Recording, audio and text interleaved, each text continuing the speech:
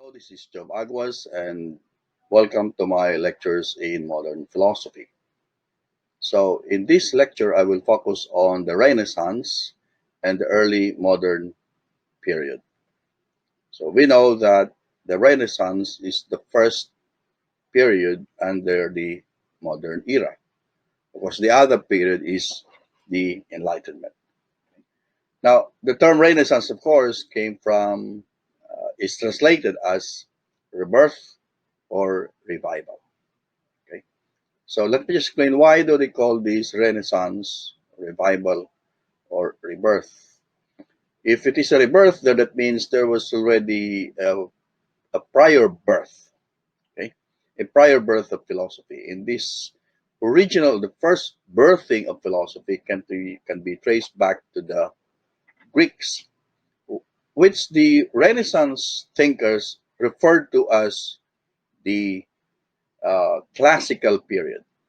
Okay, the Renaissance were, as in general, were rather critical of the period before them. That's medieval philosophy. They consider medieval period as a kind of dark ages. Okay, so let's focus now on the Renaissance. The philosophy of a period, in general, arises mainly as an answer to a particular inquiry or a response to a certain need to understand a present or current phenomena that somehow pose a challenge to the human mind or understanding. So if there is something new, a new phenomenon occurs, then the natural response of the human mind or human understanding is to try to inquire about this new phenomenon. Okay, to try to explain, to provide an answer, to inquire and provide an answer to or explanation to this new phenomenon. So the career of philosophy is somehow uh, viewed as, it has a task, it has its own function, no, of defining or explaining its particular period, right? Or explaining its particular period. So this career of philosophy, how it views its task, how it functions, how it defines itself, the special methods that it employs or it invents for the achievement of a philosophical knowledge, the literary forms, even the literary forms that it adopts or employs or utilizes, its conception, for example, of the scope of its subject matter and its changing criteria of the meaning of truth. All of these hinge on the mode of its successive responses to the challenges of the social structure within which it arises. In other words, philosophy arises in a particular era, in a particular period, and it tries to explain or provide an explanation to this particular era. All right. So it is defined by this task of explaining a particular era. Okay. And the development of philosophy in the Western civilization during the Middle Ages and subsequently during the Renaissance reflects the process in which creative philosophers and other thinkers, scientists or political writers or thinkers, have have responded to the unique challenge of their respective periods. Okay. So if we go back, for example, to the Middle Ages, well, the Middle Ages is primarily Christian. Okay. So the focus of philosophy during the Middle Ages is on God. It's a theocentric philosophy, complementing, of course, the divine revelation, reflecting on the feudal order, uh, in its social and economic theories. So it was no surprise that the major philosophical movements of the 13th and the 14th centuries were the work of characters who also happened to be professors of theology, clerics, who taught at the major universities in Europe during that era, universities in Cologne, in Oxford, Paris, even in Naples. So the character of philosophy of that era is defined by this, by this scenario, by this situation. Now, during the Renaissance of the late 15th and 16th centuries, it presented a different set of problems. Different problems encountered during the scholastic or during the medieval era. And therefore, this different set of problems suggested different lines of philosophical endeavor. The development of the Renaissance followed upon the introduction of three novel mechanical inventions. Right? Uh, uh, the first of this invention, three invention, is the gunpowder, which was used to explode massive fortifications of the feudal order, and it became actually an agent of the new spirit of nationalism that threatened the rule of the churchmen with competing secular power. You see, during before the invention of the gunpowder, of course, warfare is different. Instead of the guns, they use swords, okay, and bow and arrows, and so on and so forth. So, with the invention of the gunpowder, they were able to overcome the massive fortification of the feudal lords. So, it's a different warfare altogether. Okay. Now, the second is the block printing for movable type. Okay, the press, the printing press, which made the propagation of knowledge widespread. Okay, so if before uh, the knowledge is limited only to those who have access to the manuscripts, and the manuscripts are very few because you have to, that's why it's called a manuscript, because you have to, it's handwritten. And therefore, only the aristocrats and the nobles have access to the manuscripts. But with the invention of block printing for the movable type, the printing press, now they can generate, reading materials. And this somehow enhance the spread of knowledge, the widespread of knowledge, which actually secularize learning. And it actually reduced the monopoly of the ecclesiastical elite, because only the clerics have, and some aristocrats and nobles, of course, have access to these manuscripts.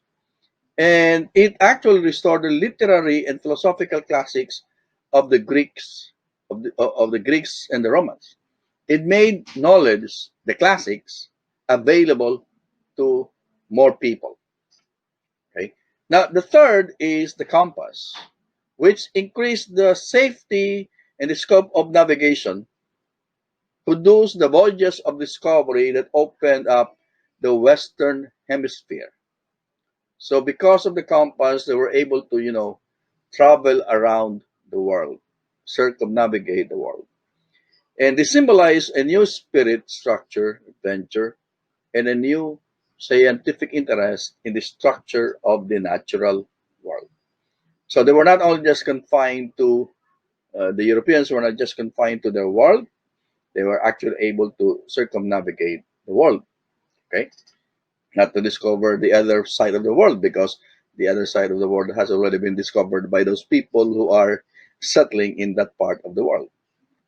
Now, these inventions, with their wider cultural consequences, presented new intellectual problems and novel philosophical tasks within a changed political and social environment.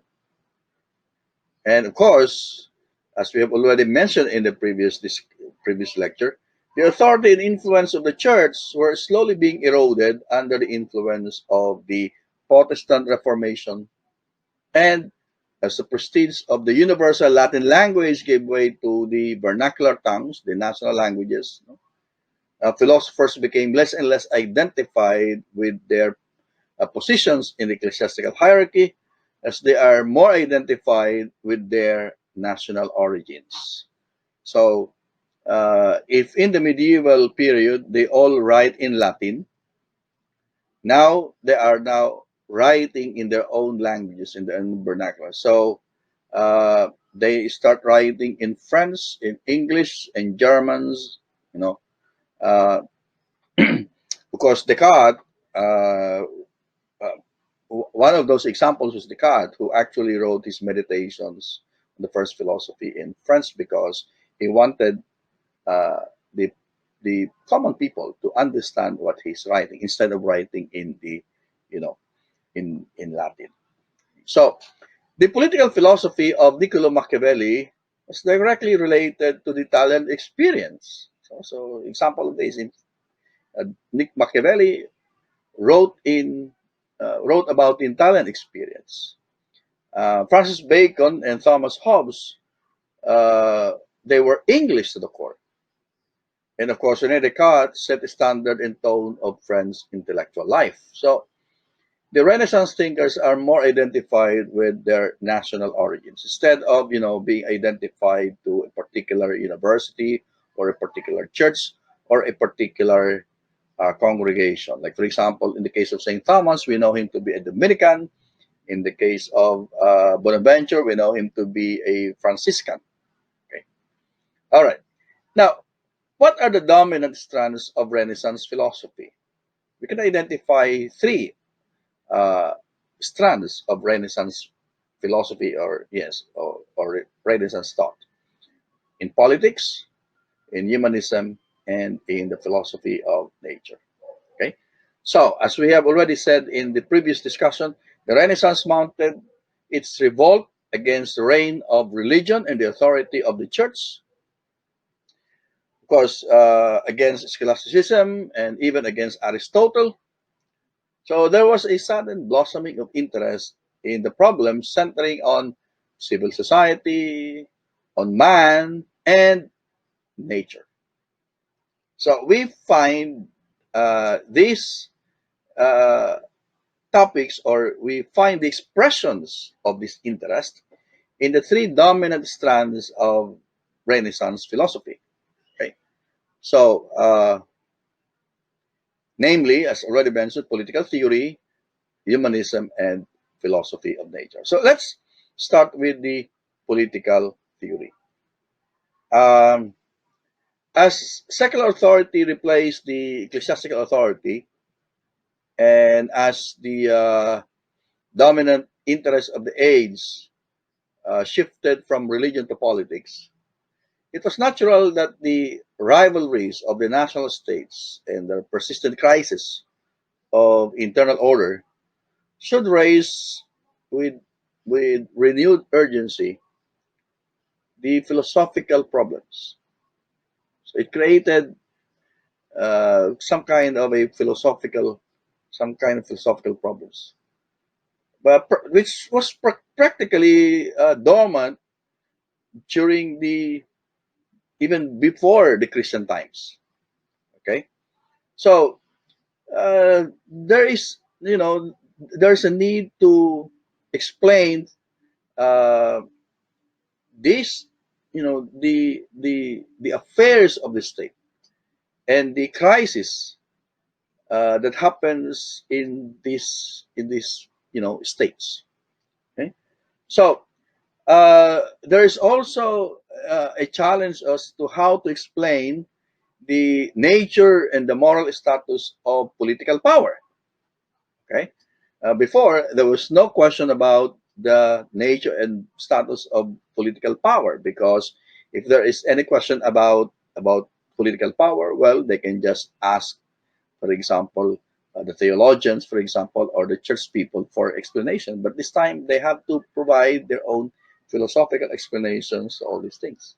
So this new preoccupation with national security, with internal security, with state power, and of course, international justice, stimulated the growth of political philosophy in Italy, in France, in England, and in Holland. Okay? And in these nations would emerge different political writers. So, in the early 16th century, in Italy, Nicolamachiavelli, who was state secretary of the uh, Florentine Republic, wrote this famous book, The Prince. Okay, The Prince. And of course, aside from The Prince, he also wrote the book Discourses, his discourses. Okay, so here he explored the techniques for the control and retention of power through a means that give importance to the highest value to the reasons of the state. All right, the interest of the state above morality, and codified the actual practice of Renaissance diplomacy for the next 100 years.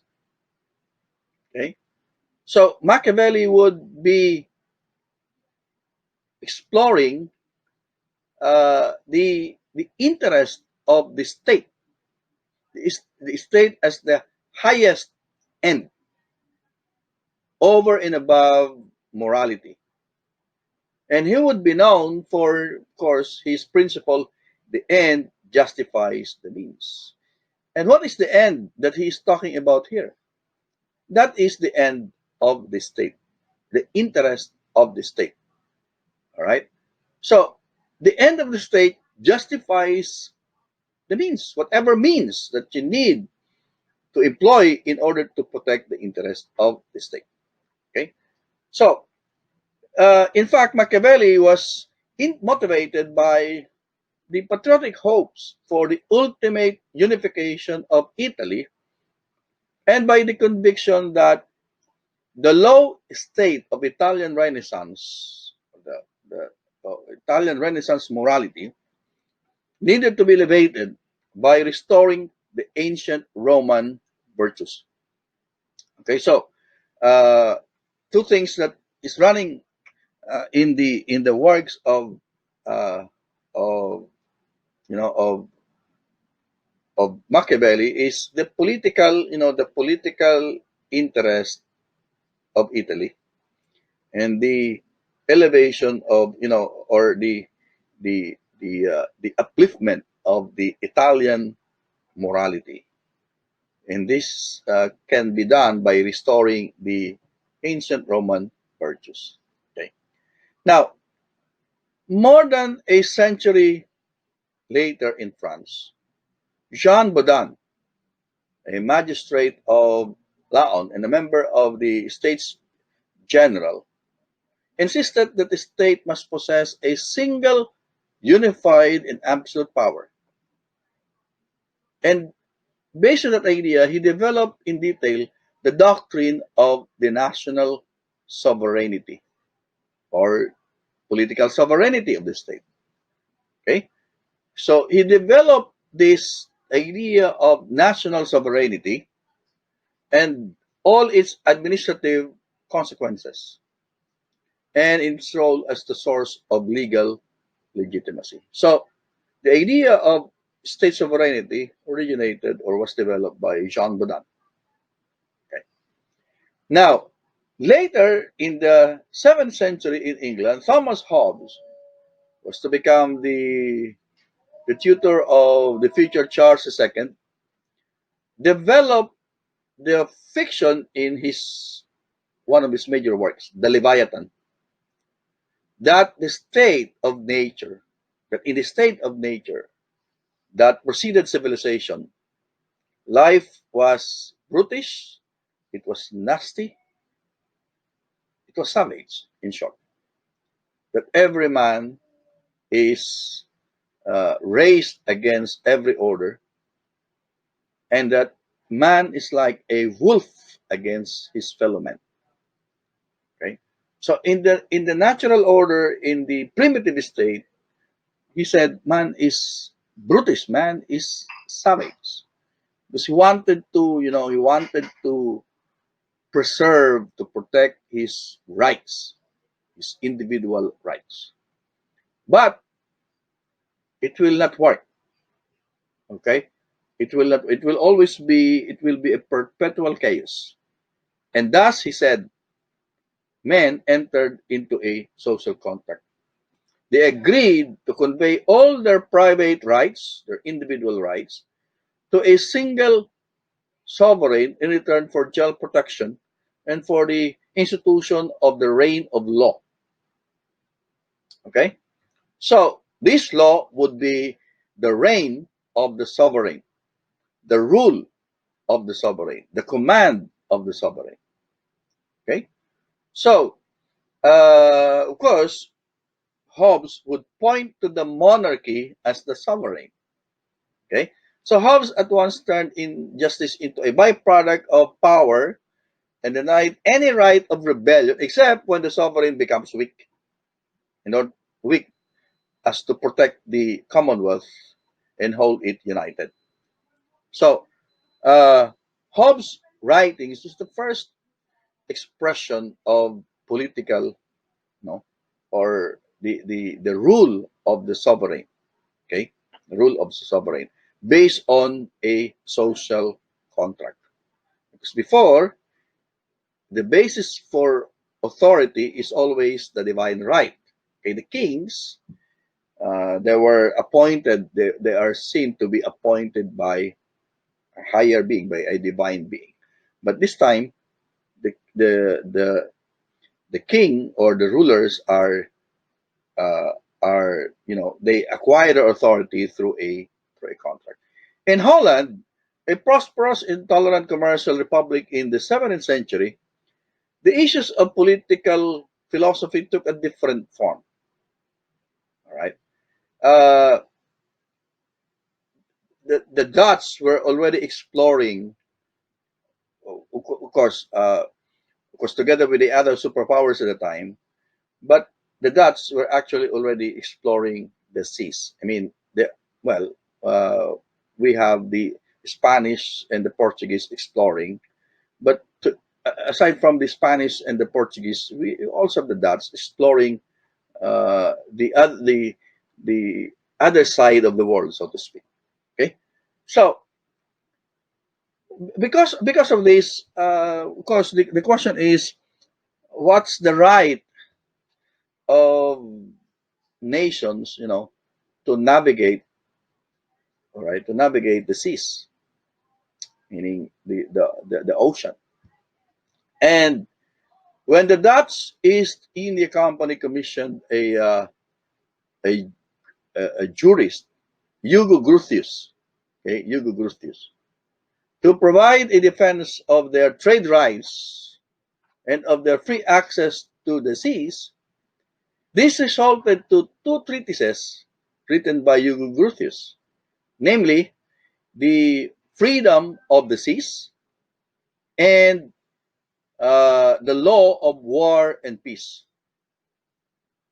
And these works of Grotius, the freedom of the seas and the law of war and peace, actually were the first significant codifications of international law. So the interest is not just about sovereignty, about political power, internal, the nature of political power. They have already expanded their idea about international relations or foreign relations. So, in general, the political philosophy of the Renaissance was dualistic. It was haunted, even confused, by the conflict between political necessity and the general moral responsibility. Okay, so politics and morality.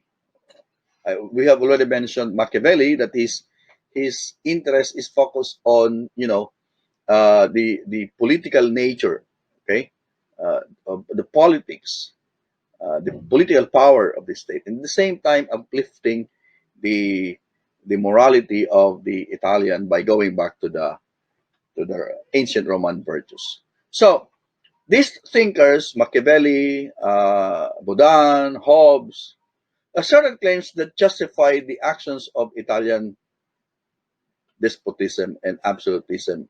Like, for example, the uh, the absolutism of the Bourbon and Stuart dynasties. However, Machiavelli was obsessed with the problem of human virtues as well. And Baudin also insisted that even the sovereign ought to obey the law of nature. That that means to govern in accordance with the dictates of natural justice. And even Hobbes himself found in natural law the rational motivation that causes man to seek for security and peace. So, uh, in political philosophy, these are, well, you can say these are two poles, okay? Two poles. Uh, the, the concern about politics and the concern about morality. Okay. Now, let's go to the second strand, humanism. Uh, Renaissance was characterized by the renewed study of mathematics, okay, medicine, and classical literature. Medicine and mathematics sparked the scientific revolution of the 16th and 17th centuries, and classical literature became the foundation of the philosophy of Renaissance humanism.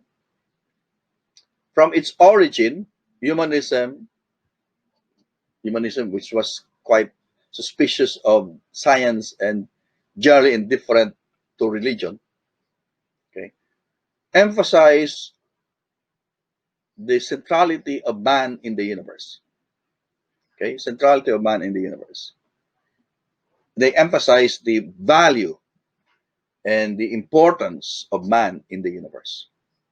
Okay, and of course, if we go back to the medieval era, uh, even before the medieval, even during the ancient era, the conception, the understanding, or the yes, the conception of the universe is that the Earth is its center. Okay, the Earth is its center, and of course, uh, the Earth is the center because man is on Earth, and man is the kingdom, the king of God's creation. Okay, but during the Renaissance, they don't have to refer to the existence of the divine being, the spiritual being, in order to emphasize the value of man. Okay, um, man is important. Okay, man is important because one, he has the power of the intellect, he's the power of reason. Okay, but although so they emphasize the importance, the centrality of man in the universe, but the new the new emphasis on man's centrality is based on man's personal responsibility and on the possibility of his self-creation as a work of art, no? uh, that he can create himself, recreate himself, he can develop himself, he can develop his potentials because of his innate human capacities. Okay, so uh, but where did they find this idea of self-creation as a work of art? They actually discovered this from the ancient classics, okay? Because of the discovery of a series of crucial classical texts, which served to reverse the trends of medieval learning. All right, so that's why the Renaissance, they wanted to go back, or they went back to the Greek classics. So Renaissance humanism was primarily a moral and a literary, rather than a narrowly philosophical movement. It emphasized the value of human potential, of man's natural powers, namely reason and perception. Okay. Now let's go to the second, which is philosophy of nature, and I think this is the more this is the more known strand of Renaissance philosophy or Renaissance period, because of course you have really well-known Renaissance thinkers like Galileo, all right, Newton, okay, who focus on uh, philosophy of nature. We can add to the list René Descartes because he was also a mathematician. So philosophy in the modern period is you can consider it as a self-conscious discipline in the sense that it is aware of its own limits and scope, and thereby has managed to define itself narrowly and was able to differentiate itself on the one hand from religion and on the other hand from exact science. Okay. Now the distinction between religion and philosophy is of course very much discussed. They distance themselves the from scholasticism because they characterize it as more religion oriented. Okay, it's more uh, faith based.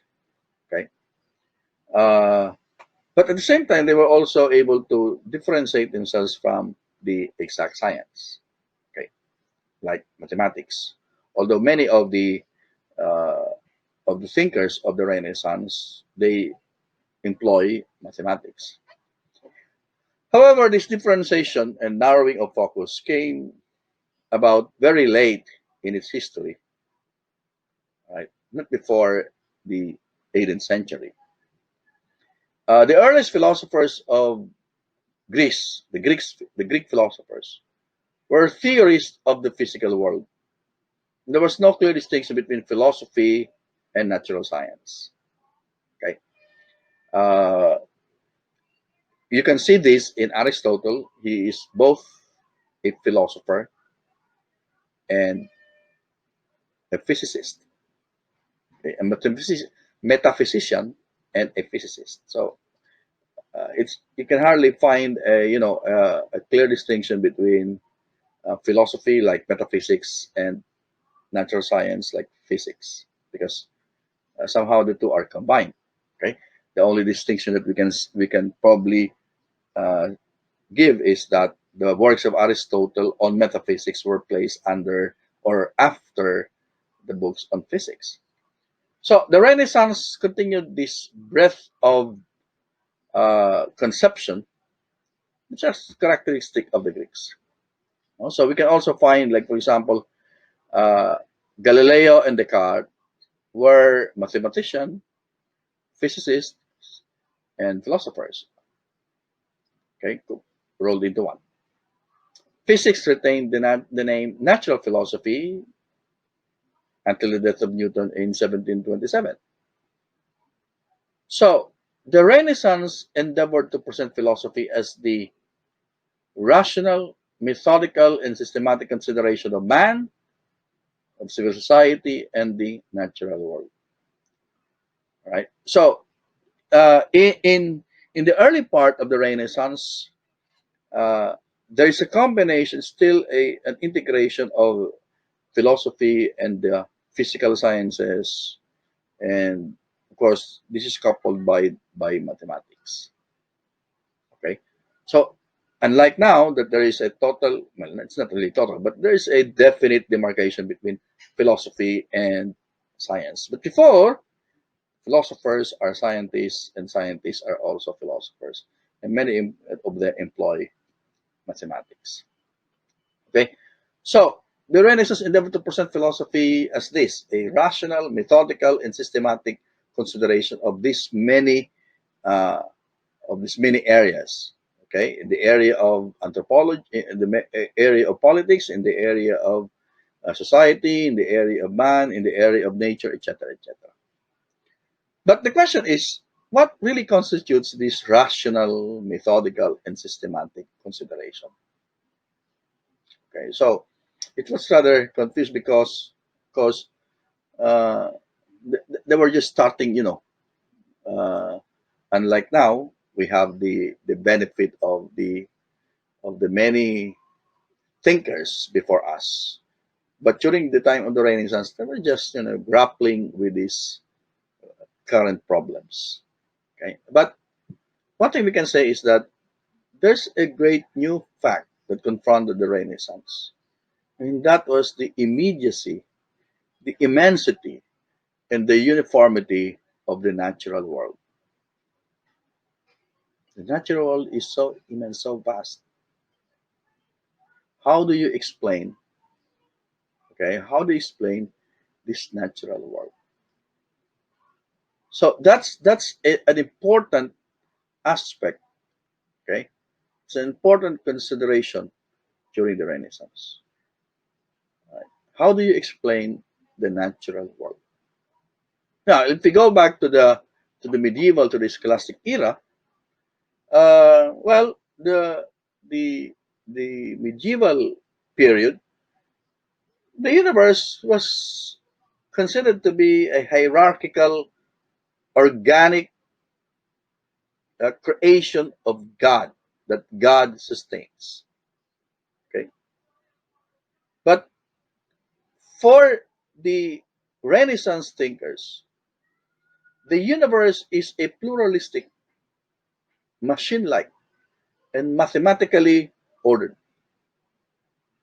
It's like a vast machines whose parts can be explained in terms of the physical laws. Okay, so this is a new view, new perspective about the universe. If the medieval during the medieval ages, scholars thought in terms of purpose, design, ends, divine intervention. What else? The divine design, the intelligent designer.